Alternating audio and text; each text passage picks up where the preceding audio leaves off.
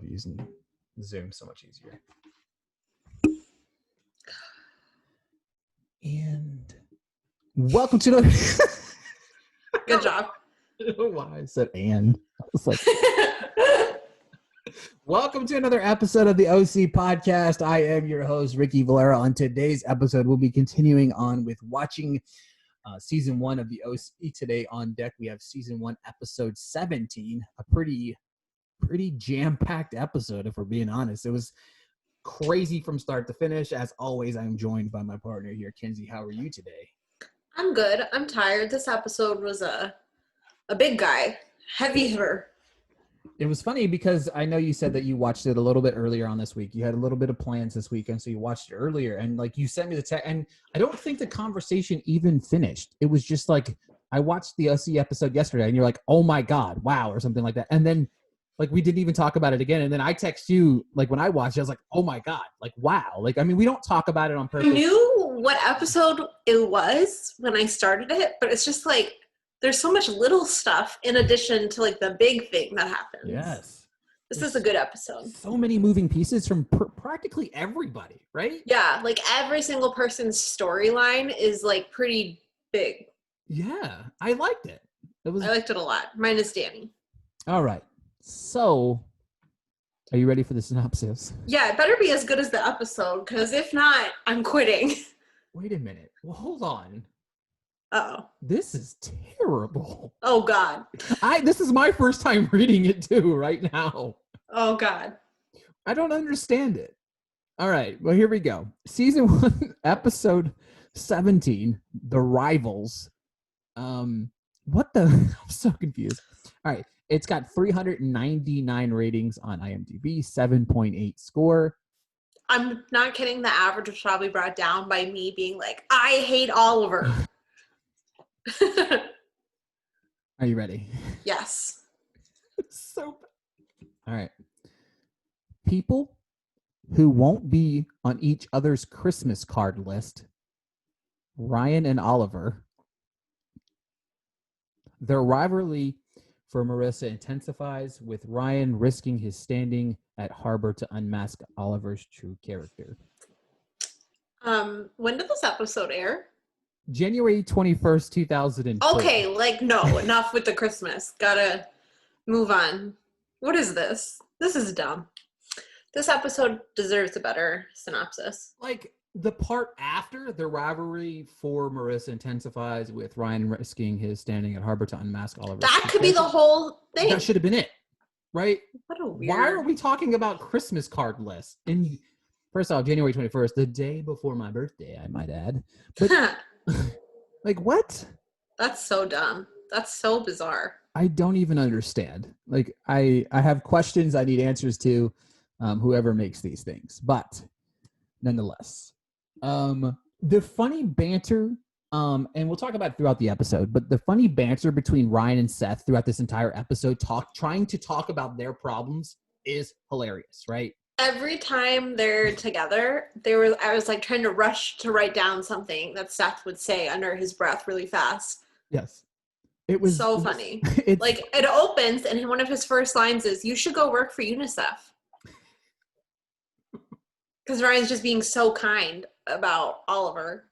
Yes. And his friendship with Marissa. And Seth is like, take it down a notch. And Ryan gets more angry and he's like, you keep the peace really well.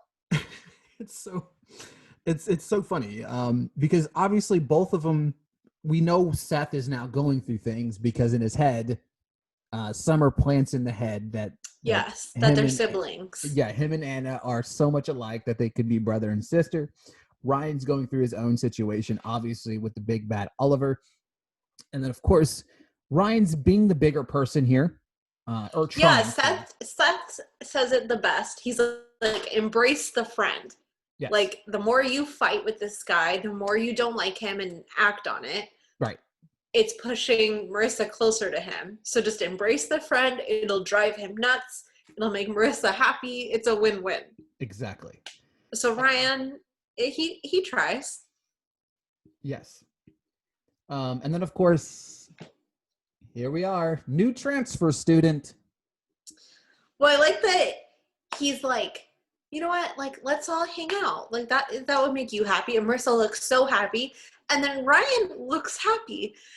And then there's a new transfer student, and it's Oliver, and everyone's body language immediately shifts. Because, like, what? First off, it's crazy because Ryan does look a little bit older, but Oliver looks like a 25-year-old kid. Like, well, they do address that he dropped a grade level for sure. Yes. to come to Harbor. So he Yes. should look a little older than them. But he's definitely like 32, and it shows. Like sometimes Seth, you can tell that Adam Brody's way older than all the other actors. Right. But like not most of the time. Like most of the time they do a good job making him look younger. But I feel like the actor that plays Oliver always looks like 32.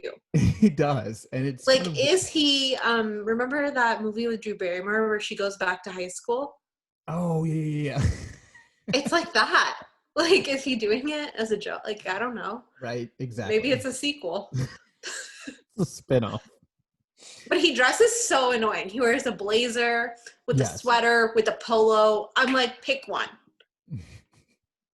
I hate it.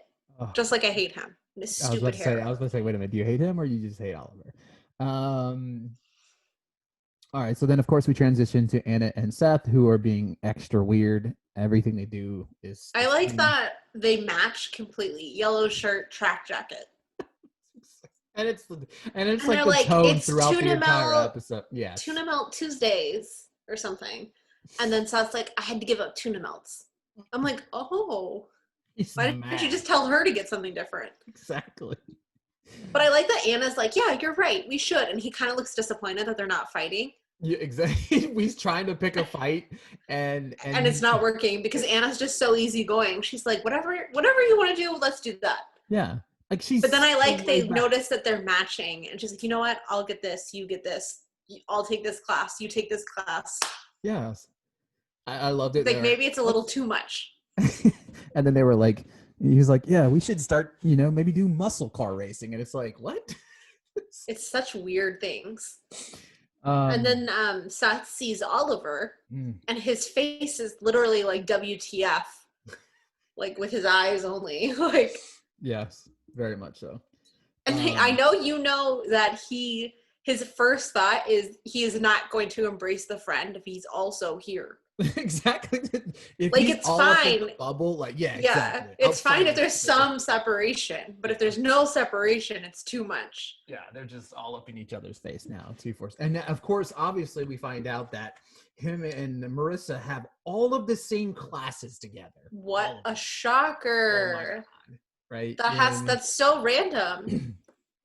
Yeah. What are the odds? So right? Random. Yes. My favorite line here, though, Seth goes, Ryan goes, can we not talk about you and Anna? Did you notice that Oliver is here? And he's like, well, I did notice, but I wanted to talk about my problems for a minute. So good.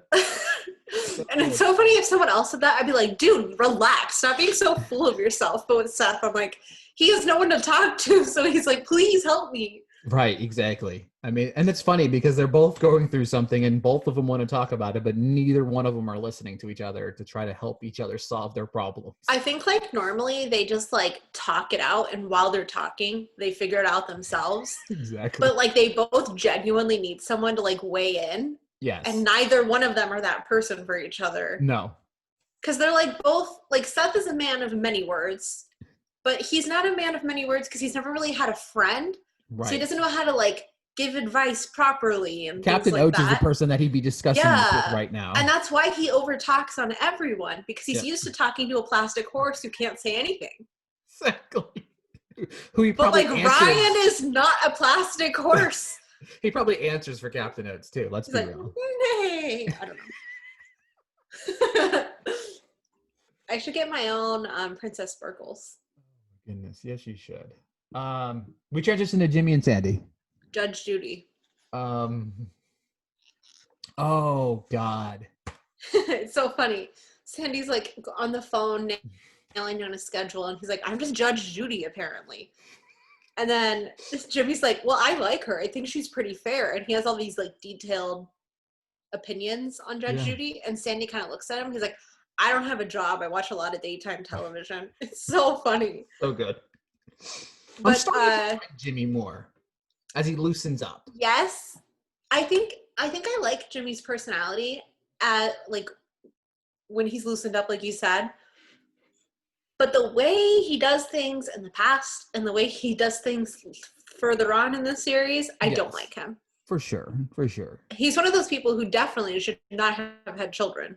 Oh, no. He should have never reproduced. Unless he married Kirsten, because he would have had all this money and he wouldn't have had to worry about the financial end of it. But money, like, from people?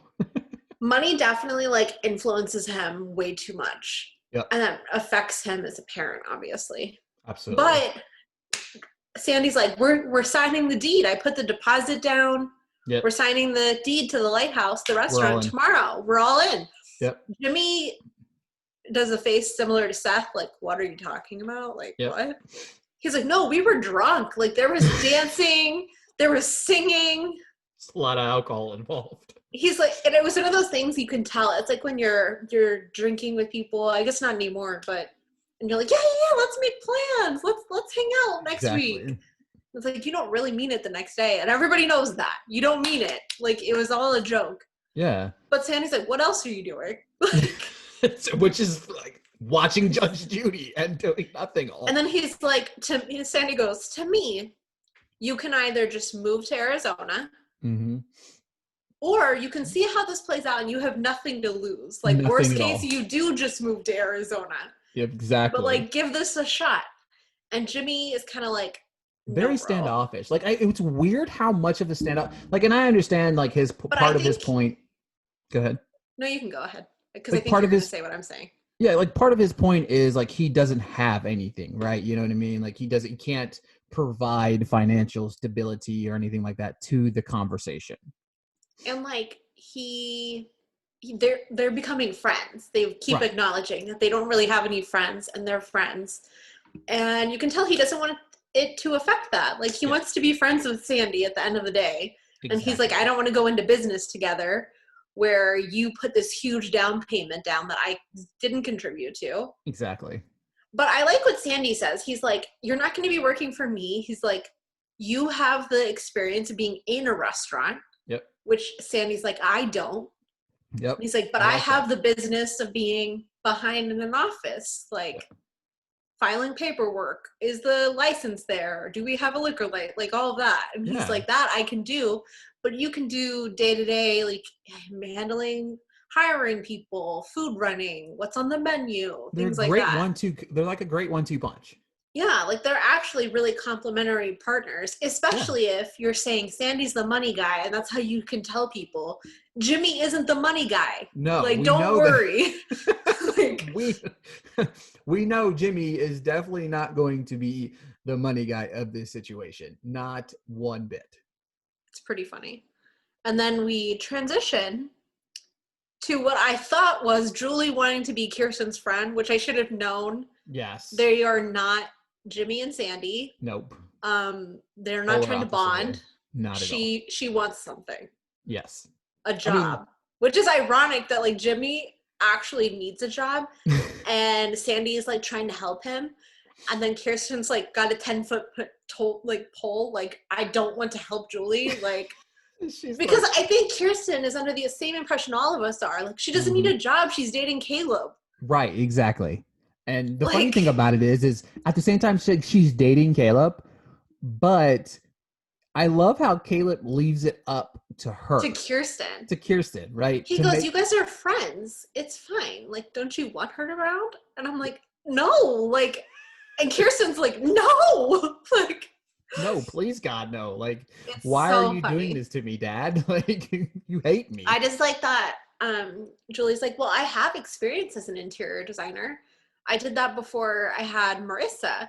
And Kirsten goes, you had Marissa when you were 19.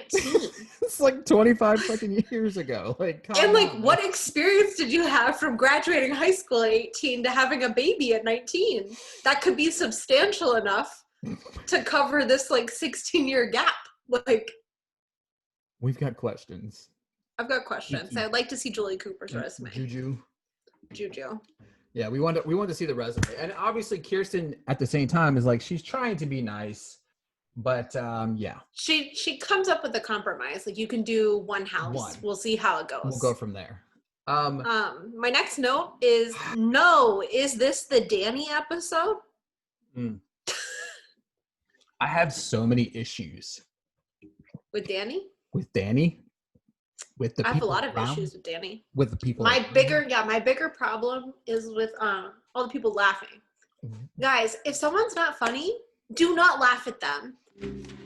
Don't do it. Like, okay, growing up, my best friend, not funny. I think that's why I'm funny, because I would make up for her being not. She was funny to me, but like, right. Exactly.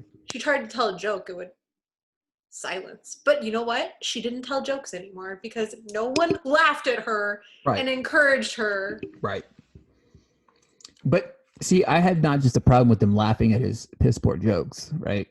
I had a problem with the obnoxious laughing. Yeah, it was. Why were they laughing so loud? Like Luke does this thing, like he has COVID. He's like, what is going on? I'm like, and it's every time throughout the entire episode. Like Summer goes, I wrote, he is so not funny. And then I wrote, fuck this. He literally said, don't fall in. Oh my God, I'm going to go to the bathroom. Don't fall. And I didn't understand his tuna joke to Seth. He was like, like, what are you saying? And they laugh. Who impersonates a fish? And then who laughs at him impersonating a fish? It's ridiculous. And okay, I get Summer. She's trying to show off in front of Seth. I found someone else. Yes. I don't get Luke, but Luke is being portrayed as an idiot, so maybe he thinks it's hilarious. Probably does. Anna? I've always thought of her smart. as the smartest person on the show. Like the smartest character, right? And she always calls people out on their bullshit. Like always is very. She met Caleb and was like calling him out. Exactly. But yet Danny is the funniest man in America now. Like he should have his own. Cracking up. Like laughing hysterically. I have a whole. Like, but maybe I would think if she wasn't actually laughing, but was like. That it was so Summer would think he's funny and Summer would date him. Right, so that she didn't have to worry about the competition anymore. Yeah. Well, and like how Summer's been like following them around because she's like, and so, but she's like actually laughing at him. So I'm like, that's not what she's doing. Unless I don't know. And she knows Summer's like being portrayed dumb right now. Exactly. But we all know Summer's not dumb. So I'm ready for that to be. I do love her manipulation through this episode. That's what I mean. She's so smart. Yes. She's too smart for it. Like, when she gets into a specific college later, it all makes sense. Right. Of course, it does. But, like, right now, it's just like, I mean, and the turn has been happening, right? You know what I mean? She still has her summer moments. Yeah. Those are summer moments. But, like, Luke is now the new Summer, like, writing-wise right now. Yeah, it's so weird. It's so bad. Like, the transition's been awful for Luke. Because there was no... like easing into it. It was just like, he's dumb. He's dumb now. 100%.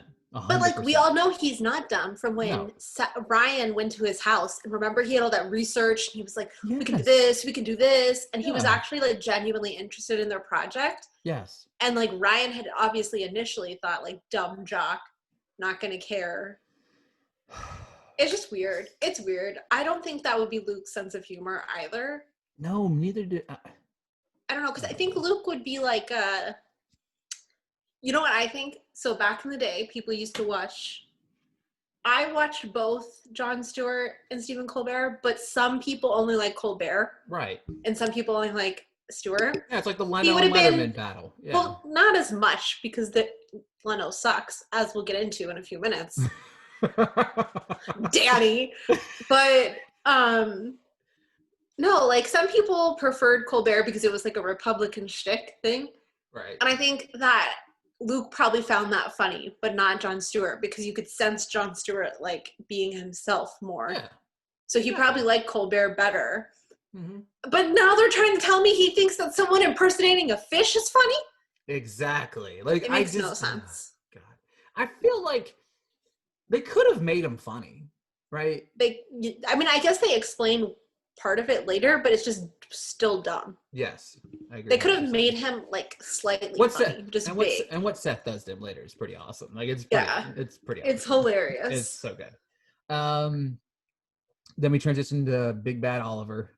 He's not a senior, LOL. It was not up to him, LOL. His parents, LOL. He had us to start over, boo-hoo, Oliver.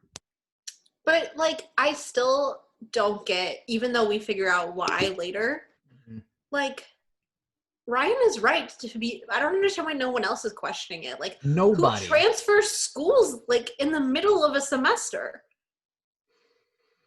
Not just that, but transfers schools, but then also goes back a grade in the middle of the semester. That's even worse. It's so weird. And then he's like, my credits didn't transfer. And I'm like, oh, what? Then why? Then why would you volunteer? I think Ryan, why would you voluntarily transfer schools in the middle of a school year when you would have graduated? Yeah, it's ridiculous. And then, of course, I love how Ryan calls him out on his French. He spent a year in Paris.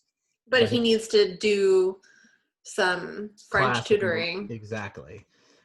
It's crazy to me. Like, he lies on speed dial, right? You know what I mean? I've never seen something like that. He has an answer for everything, right? I think he rehearses in private. He's like rehearsing. He's like, if he says this, I'm going to say that. If he says this, I'm going to say that. Like, he's ready. So crazy. But they shake hands. Yeah. Ryan goes, I trust you, to Marissa. And Marissa says, you should. I'm like, dude, of course he does. That's why you've had all this alone time with him. Exactly. Like, you, oh, God. And then, of course, then we have another battle. We have Seth sulking over the new boyfriend, who's not funny. Seth knows he's not funny. And then, of course, you have Seth and Ryan arguing over who wants to whine over their issues more, which is fantastic. And then my favorite is Seth goes, can we just forget about Oliver for 2 minutes and talk about me? I just like that, like, Seth thinks because, like, he's talking about different things about Summer, that it's not the same conversation. Right. But, like, just because you're like, well, Summer did this, well, Summer did this, well, Summer did this, like, it's still about Summer. So it doesn't really matter. It's the same conversation. But he thinks that, like, Ryan only talking about Oliver is crazy thing. And I'm like, yeah, it's not, because he's crazy. Yes. Which then, of course, leads us to Ryan breaking into the school. Well, I just like that Seth literally goes, what are you going to do? Ride your bike and go through the files at the school? And then the next scene is Ryan riding his bike and going through the files at the school. I have issues with that, right? I feel like it's bad writing. Well, that, and I have a question. He goes in and he's like, I forgot a book in my locker. And the guy's like, okay, be quick. And the guy is standing by Ryan's bike. Shouldn't he have grabbed a book from his locker? Right. So it looked like he was getting a book. Getting a book. I'm like, hey, what are you doing in here? Oh, Two. Ryan goes in the record room and shuts the door behind him and does not turn a light on. He has a flashlight. How did that guy know he was in there? Exactly. I have so many issues. I understand Ryan's thought process right now. He needs to figure out what's going on. I feel like Ryan would be better at this than they gave him credit for doing, right? This is like Ryan's old school tricks, right? You know what I mean? This guy, like, this is a guy stole a car, like, took a car from... And he knew that there would be, like, a letter or something from the school because he knew it was suspicious. Right. Which, like, I wouldn't even think about, but he knows because he's a smart kid. Exactly. I just felt like this was very poor here.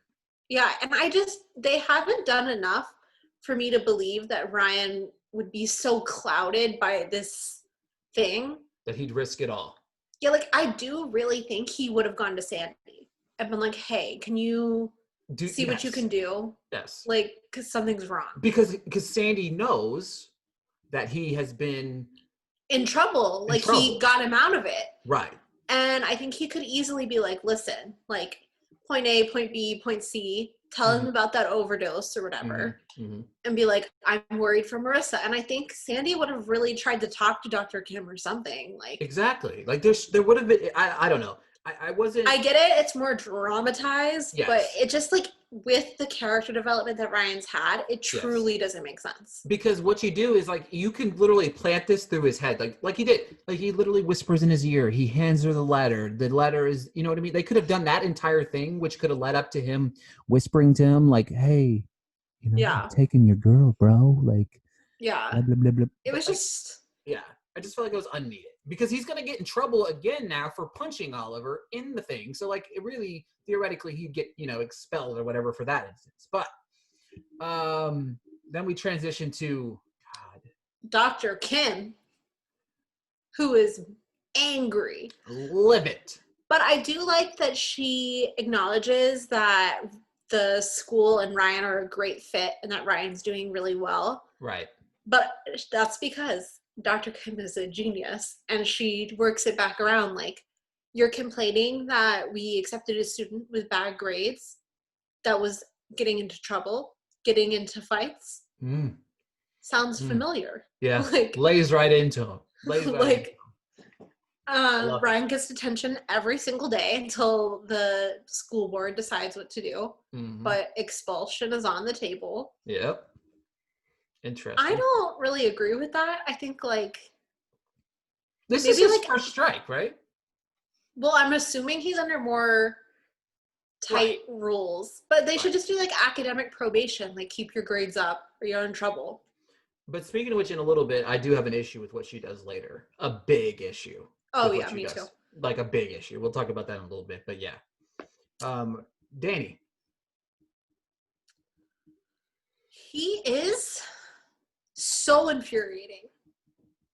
You let it go. He's not going to look down. He's like, Seth, you got something on your shirt. And Seth like won't look down. That's not being funny when I was like 6. Yeah, Seth's not 5. He doesn't think it's funny. He's like, I don't have anything, or I'll clean it up later. Yeah. And Anna's like, oh no, you do have something. She plays into it, which makes me so angry.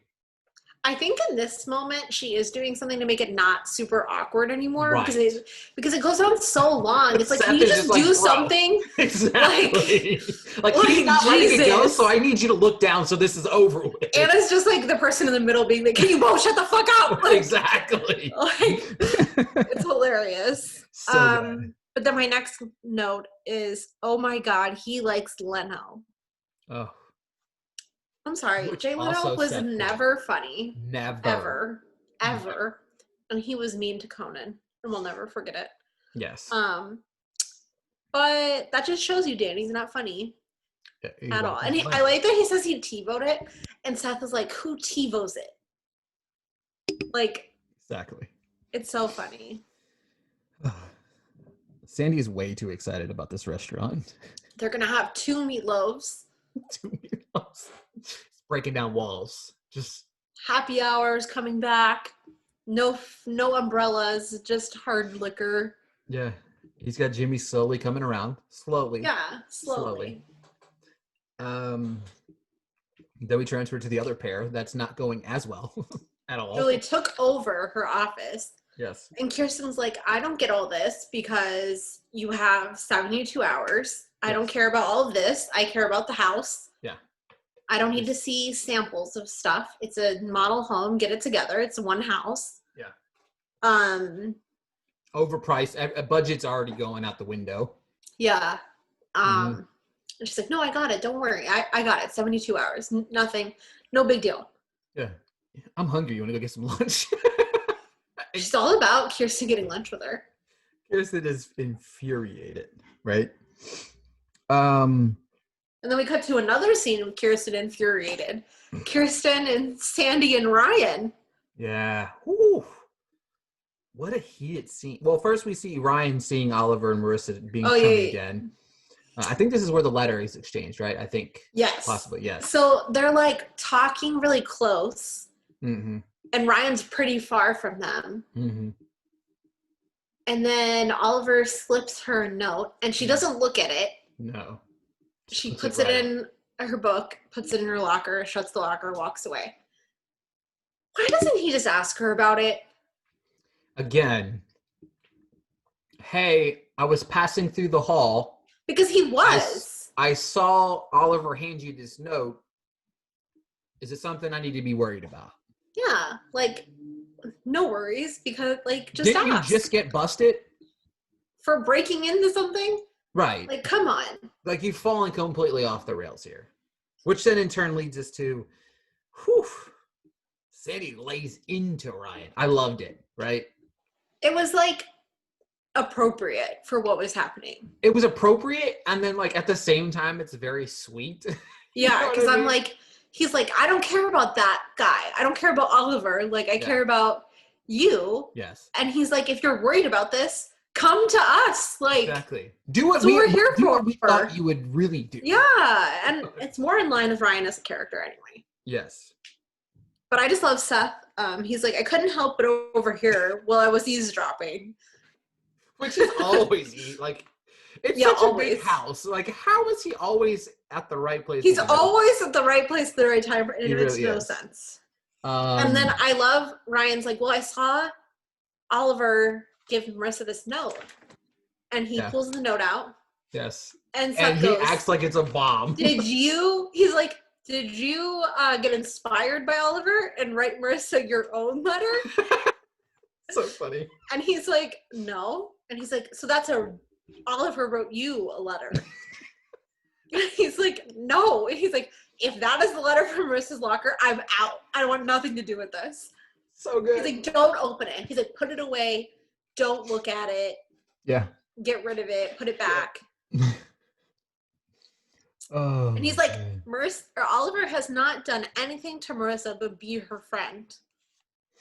Yeah, well, which is true on the surface. On the surface. On the surface. We know otherwise, but the way you would look at it if you were Seth, you would feel the same way, right? But he's also like, hey, dude, like, you just got busted for breaking in. Don't do this. Like, this is, if she catches you. To be fair, now, like, what does he do with it? Because now it's like he has to put it back, right? So, like, I would have just thrown it away.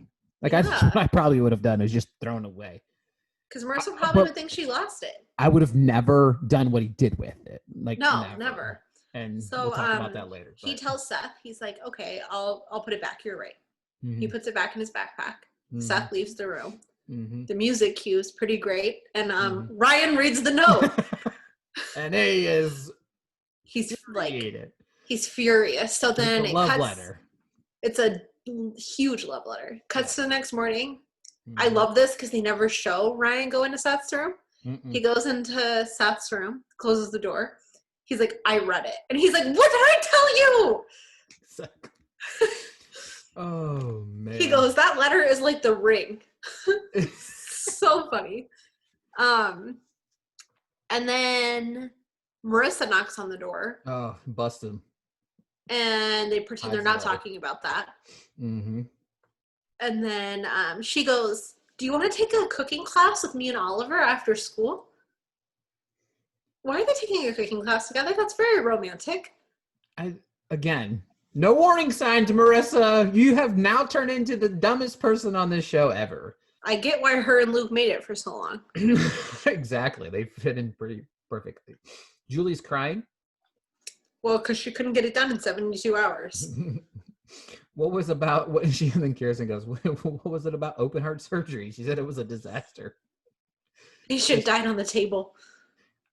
I love the fact that Kirsten's, here she is to save the day, and then tells Julie, hey, look, you're going to have to get your hands dirty. And then she goes, manicures aren't till Friday. Like, no, bitch. Like, this. Not literally, like. Yeah. Like, you're just going to have to actually work. Like, you can't. You can't just be like, Like, but I guess she's never really worked, so she doesn't understand work expressions. Mm-hmm. Oh, back to unfunny Danny.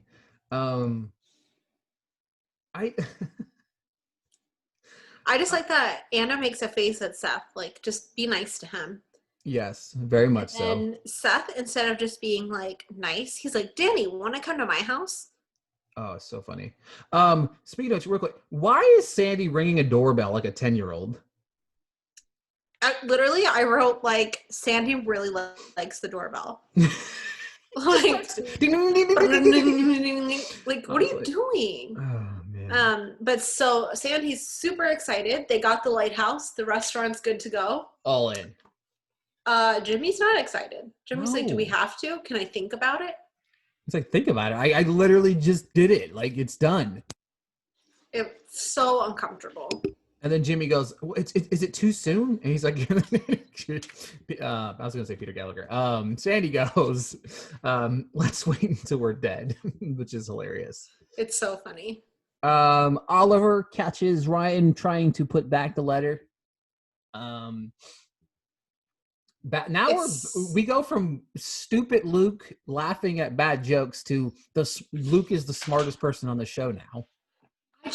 Can Luke not say something in front of other people? Right. He always waits till it's only him and Ryan. And I'm like, no, like address this with other people around. Exactly. But he is very aggressive that he will drop the Great Gatsby. I don't know what that means. What does that mean? It was weird, but he was going like making fists. So. Making fist noises, and he said, "I'm going to drop him like the great what?" Nerd boy dropping Seth in video games, which is quite hilarious because like Seth is not playing. He's just kind of sitting there holding the controller, watching Danny being super annoying. Sandy comes in. Oh God, so good. He tries to make a poor joke at Sandy. And Sandy doesn't get it.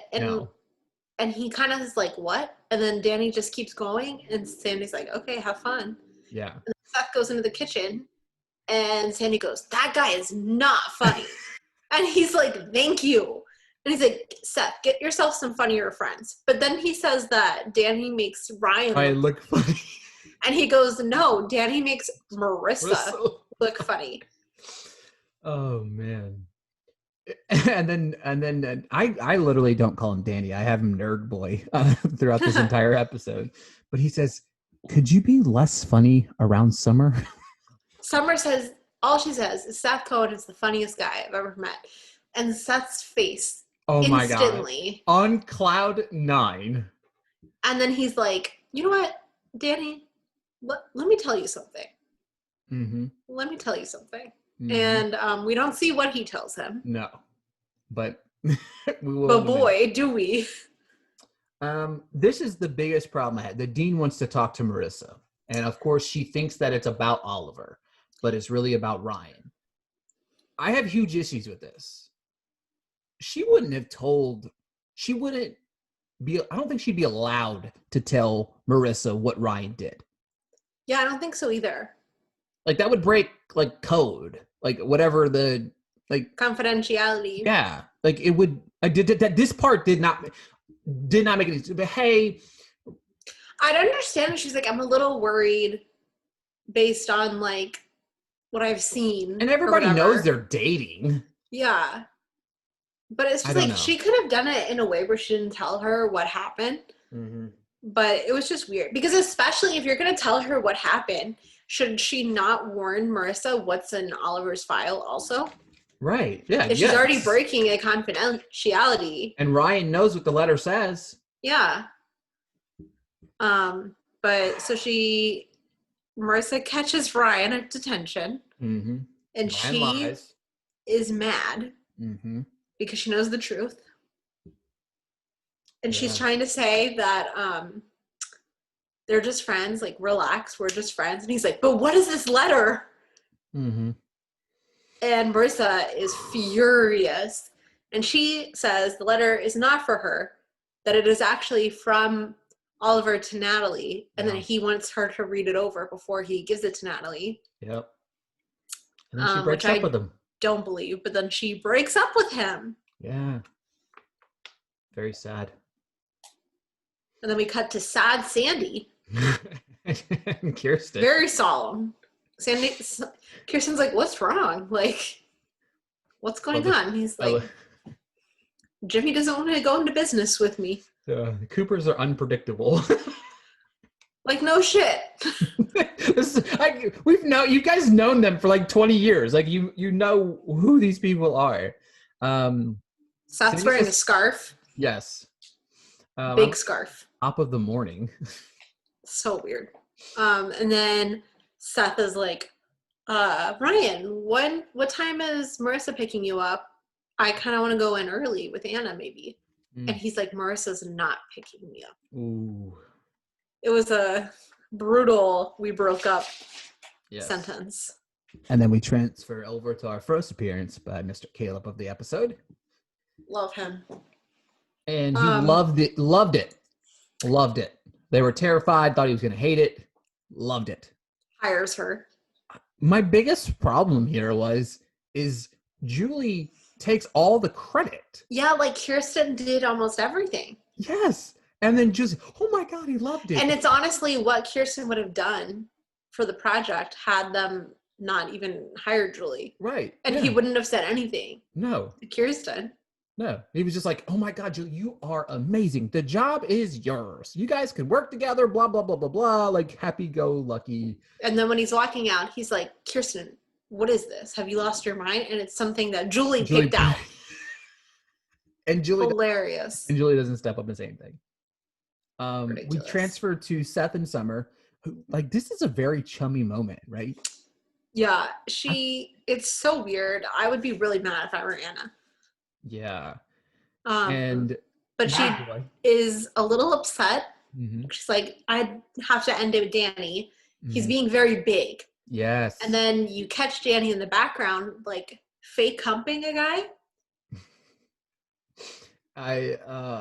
Which was Seth's treat. He's way over the top right now.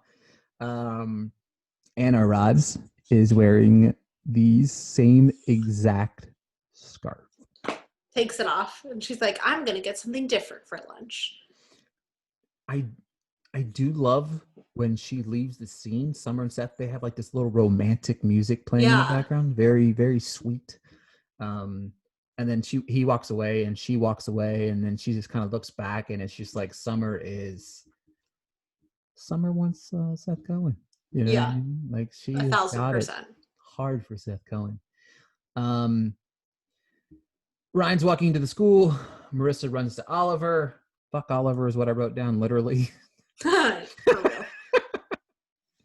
Jimmy arrived. Jimmy has arrived. Yeah, Sandy was telling the lighthouse guy, I'm sorry, I can't buy it from you, my partner.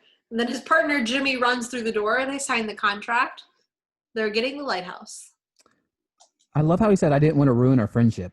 It's not like you kissed his wife or anything. Like that. Yeah. Like if that didn't ruin your relationship, I think you're good, buddy. Honestly. Oliver's lurking. Here's Oliver, man. He's being a creep watching Ryan. Yep. And then comes over, lays into him about he and Marissa are going to be happily ever after. He thanked Ryan. Thanked him. Oh, man. He says, can't fight fate. Ugh. And then, boom. So, I mean, at first he's like, he lets him go. And then he's like, you know what? Fuck this. Like, just chases after him. He is absolutely, positively done. My favorite part of this whole thing is Ryan's like, I mean, I did kind of think you moved here to make a move on Marissa. Yeah. Like, all this stuff. He's like, but that's just stupid. And then Oliver just, like, does a, is it with his shoulders? He's like, is it stupid? But is it? Yeah, exactly. But it's just showing you, this isn't because he suffers from mental illness. He is crazy as a human being. Oh. Like, all his mental illness problems aside, he is just angry and mean towards women, and anyone else he can take down to act on that is just it's horrible. It's so rough, right? So very rough. It was just heartbreaking because Ryan just falls completely off the rails, right? Yeah, like, I mean, that fight was bad. You know, people pulled them apart. Marissa comes in, looks so devastated. Heartbroken, right? It's bad for Ryan. Yeah, very much so. The end is near. What do you got for us for a fun fact? Earlier, Seth says that that letter is like The Ring, the movie. Yep. Adam Brody is in The Ring. Oh, yes. I had no clue. But I love it. let's see here. I have a fun fact from our buddy Jeremy. Let's go. He said the actor Brian Harrison, who played funny guy Danny, was Adam Brody's roommate at the time. My God. He was also in the movie Orange County with Colin Hanks, who was also an OC episode later in season 1. Yeah. He said that obviously he made the one with the Seth makes a reference to The Ring. Adam Brody was in it. And he has a question. Do you think Seth was an asshole in his response to Anna telling him she got the bride-eye tickets? Was a question for us. I don't think so. I think he ended up being excited about it. I think so too. I yeah, like at first I kind of thought he was gonna be a jerk, and then he was like, "No way, I love bright eyes. Like we've never seen them." Yeah, exactly. Yeah, I do. I agree with you 100% there. Yeah. All right, folks. Oh, MVP. Do you have an MVP for this episode? I did Seth. Yeah. I just felt like he could have been way meaner to Danny. Like he was still mean, but he could have been way meaner. And he did give Ryan solid advice. He did. Like, just let it go. Like, stop doing this. Let it go. You got to worry about yourself. And I do love the game that he kind of play. You know what I mean? Like he plays the game. You know what I'm saying? He does his deed. You know what I'm saying? So I do. That was my MVP as well. He was really the only choice in my opinion. So, All right, folks. Do us a favor, head on over to Twitter, give Kenzie a follow at Kenz Vanunu, give myself a follow at Ricky Valera _. Thank you so much for tuning in to another episode, guys. Their continued support of this thing is the reason why Kenzie and I keep this thing cooking every week. It's so much fun to get you guys' feedback and listening and, having people tell us that this is what makes their day. You know what I mean? Like a Monday drive home. Like that's so cool to me. So thank you for your continued support. Thank you so much for listening to the show. And until next time, we'll talk to you guys later.